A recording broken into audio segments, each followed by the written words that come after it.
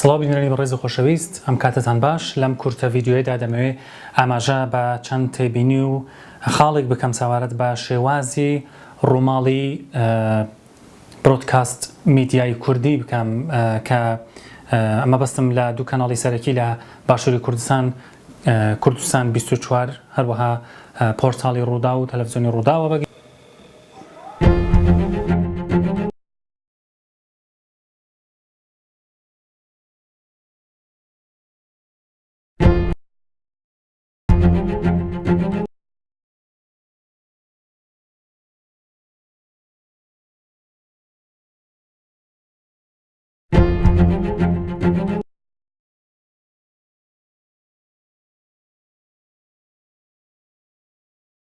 ڕایەوەی کە بەشێکی زۆری پسپۆڕانی بواری ڕاگەیاندن بە تایبەتی ئەوانەی کە شارەزایان لە شێوازی ڕووماڵکردنی ئاکادمیەکان هەیە دەزانن کە پیشاندانی هەندێک وینە و ڤیدیۆ لە پەخشی ڕاستەوە خۆدا هێڵی سوورن بۆ سەیرکردنی لەلایەن بینەرەوە.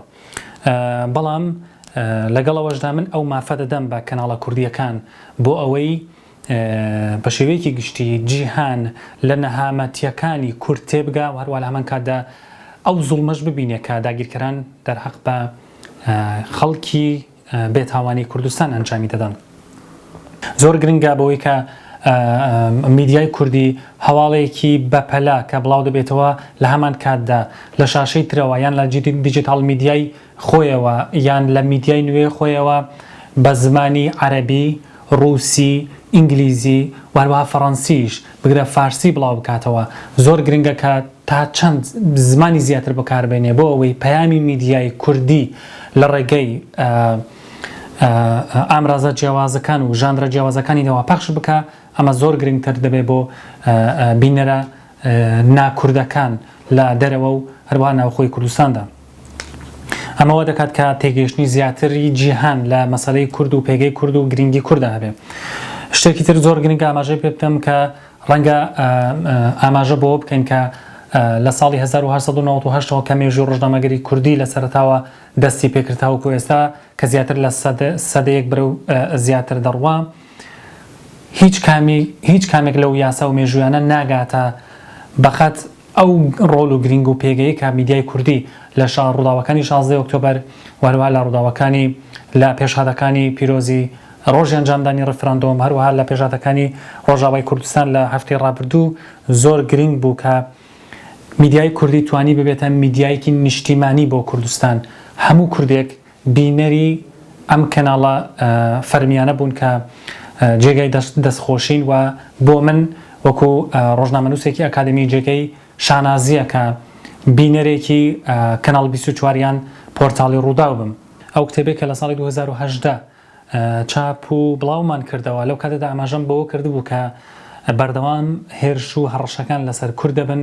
بۆیە زۆر گرنگە کە پەیامنێرە بەڕێزەکان لە هەموو بەشەکانی کوردستان ئەم کتێبە بخوێنەوە کە پەیامی ئەکادمی شێوازی ڕووماڵی پەیامنێری جەنگە یان تەلەڤیزیۆنە کوردیەکان چۆن دەتوانن ڕووماڵی ڕاستەوخۆی جەنگ بکەن یان نەڕاستەوخۆی جەنگ بکەن. ئەمە زۆر گرنگەوە تێدا بە شێوەیەکی گشتی شێوازی خۆپارێزی هەروەها گەیاندنی دەنگی مشەختی و ئاوارەی بێگوناهی کورد بگەینن بە جیهاندا.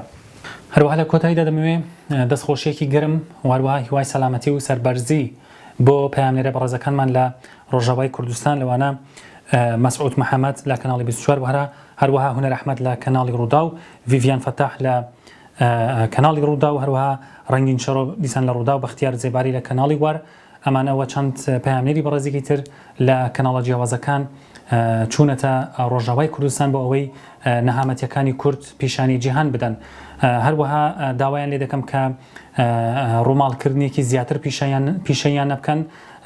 لەگەڵەوەشدا باوەڕی تەواو بە هەوڵ و کۆشەکانی ئەوان هەیە کە بەردەوام لە ژێر هەڕەشە و گڕۆشەدان کە ژیانی خۆیان دەخەنە مەترسیەوە ئەوەی ئێمە دیمانەکانی نەهامەتیەکانی کورد لە بەشەی کوردستاندا ببینن.